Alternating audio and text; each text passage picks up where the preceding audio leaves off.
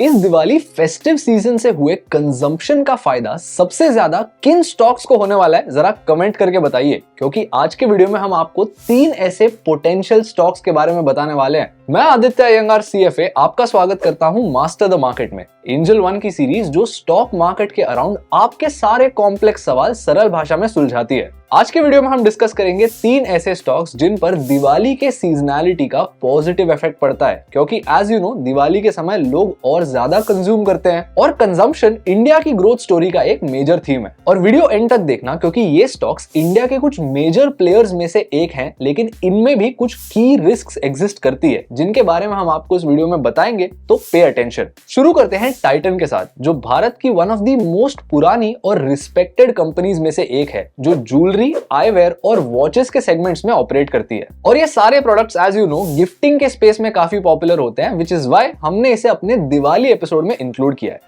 अब टाइटन जो है वो भी टाटा ग्रुप का एक पार्ट है, जिसे 1984 में शुरू किया गया था टिडको के साथ एक जॉइंट वेंचर के थ्रू। अब आईवेयर के सेगमेंट में जहां कंपनी के 975 से भी ज्यादा स्टोर्स है, वहां से कंपनी 1% रेवेन्यू कमाती है। 7% रेवेन्यूज आते हैं वॉचेस और वेरेबल्स के सेगमेंट से, जहां कंपनी के 8000 से भी ज्यादा स्टोर्स है सिंगल और मल्टी ब्रांड आउटलेट्स के फॉर्म में। यहाँ पर Fastrack, Titan, Sonata and Klein जैसे ब्रांड सेल किए जाते हैं। और फाइनली कंपनी का 90% रेवेन्यू जो है वो ज्वेलरी के सेगमेंट से आता है through its brands such as Mia, CaratLane, Tanishq, Zoya and so on. अब भारत का ज्वेलरी रश तो आप जानते हैं, और दिवाली के समय इन सारे दुकानों पर भीड़ लगी होती है। और इन्हीं दुकानों का टाइटन के फाइनेंशियल्स पर कैसा असर पड़ा है, चलिए देखते हैं। पिछले 5 सालों में कंपनी ने अपने रेवेन्यूज को 21% के CAGR से ग्रो किया। इस सेम पीरियड में कंपनी के प्रॉफिट्स 20% के CAGR से ग्रो हुए। कंपनी का जो return on capital employed metric है वो भी 22% पे है,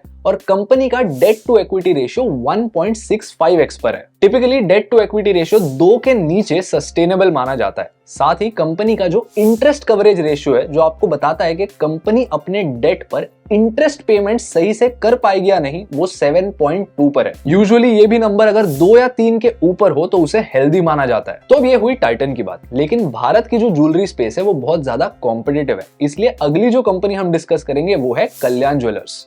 कीप इन माइंड, तीनों कंपनीज के जो रिस्क है उसे हम एंड में डिस्कस करेंगे, तो वीडियो ध्यान से देखना। अब कल्याण ज्वेलर्स की बात करते समय मैं आपको भारत के ज्वेलरी सेक्टर के बारे में एक क्रेजी चीज बताने वाला हूं, लेकिन उससे पहले चैनल को सब्सक्राइब कर लो।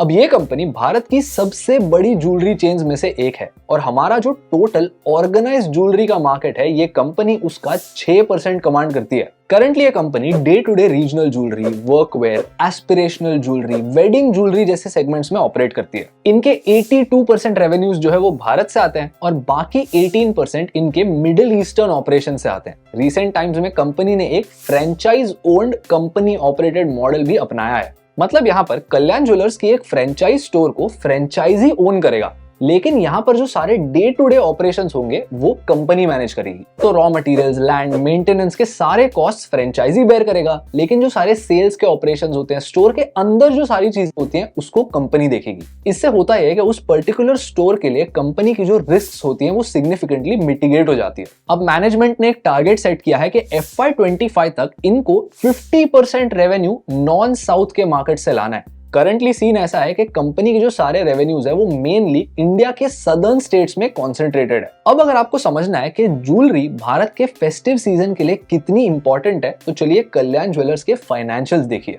पिछले 5 सालों में कल्याण ज्वेलर्स के रेवेन्यूज 14% के CAGR से ग्रो हुए, ऑपरेटिंग अर्निंग्स 17% के CAGR से। लेकिन जहां पर 2020 में कंपनी ने एक नेट लॉस रिपोर्ट किया, 2024 में इन्होंने 630 करोड़ का प्रॉफिट रिपोर्ट किया। यहाँ पर भी डेट टू इक्विटी रेशियो 2 से सिग्निफिकेंटली नीचे है 1.07 पर, और इंटरेस्ट कवरेज रेशियो 3.5 पर। ये सारे पॉजिटिव पॉइंट सुनकर आपको मजा आया होगा, लेकिन अब जल्दी से स्टॉक खरीदने मत चले जाना, रिस्क के बारे में बात करना बाकी है। टेंशन मत लेना, सब कुछ बताऊंगा तीसरी कंपनी डिस्कस करने के बाद। ये है एशियन पेंट्स। अब दिवाली जैसे फेस्टिव माहौल पे बहुत सारे लोग अपने घर को रेनोवेट करते हैं, नए घर खरीदते हैं, तो इस दौरान फर्नीचर, पेंटिंग, रेनोवेशन जैसे बिजनेसेस काफी फ्लरिश करते हैं। अब ये बात तो आप जानते हैं कि एशियन पेंट्स भारत की सबसे बड़ी होम डेकोर कंपनी है, जो वुड फिनिशेस, अधेसिव्स, वाटरप्रूफिंग, पेंट्स, हर एक चीज डिलीवर करती है। ये 60 से भी ज्यादा कंट्रीज को सर्व करते हैं, और इनके 62% रेवेन्यूज जो है वो मिडिल ईस्ट, साउथ पैसिफिक और अफ्रीकन रीजन से आते हैं। करंटली डोमेस्टिक मार्केट के पेंट्स की सेगमेंट में एशियन पेंट्स एक मार्केट लीडर है। कंपनी ने 8,750 करोड़ का कैपिटल एक्सपेंडिचर अनाउंस किया है, जो अगले 3 सालों पर डिप्लॉय किया जाएगा कैपेसिटी को बढ़ाने। अब फाइनेंशियल ट्रैक रिकॉर्ड की बात करें तो यहां पर भी डेट टू इक्विटी रेशियो काफी कम है, सिर्फ 0.13x पर, और कंपनी ने अपने रेवेन्यूज को 13% से ग्रो किया पिछले 5 सालों में और अर्निंग्स को 21% से। अब चलो बात करते हैं रिस्क के बारे में।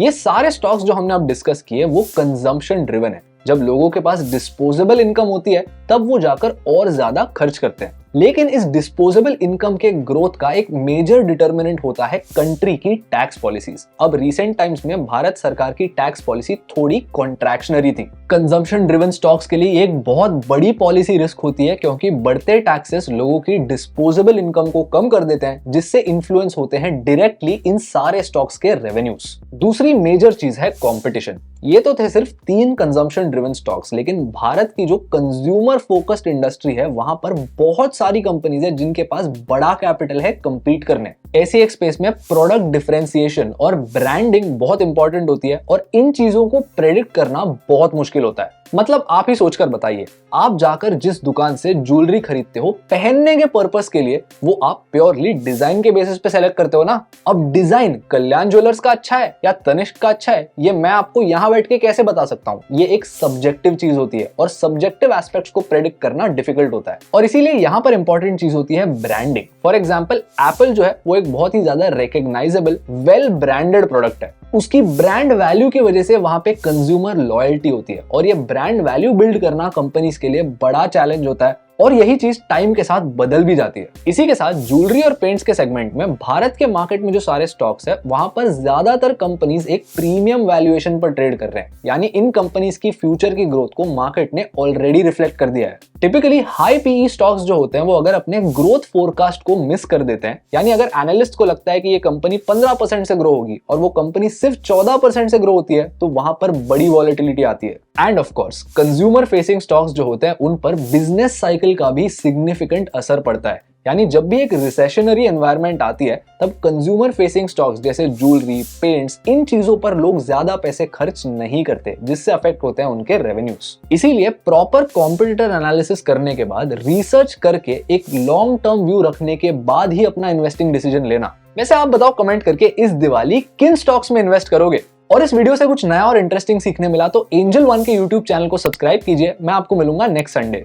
तब तक के लिए keep learning, keep improving, and we wish you all a happy Diwali.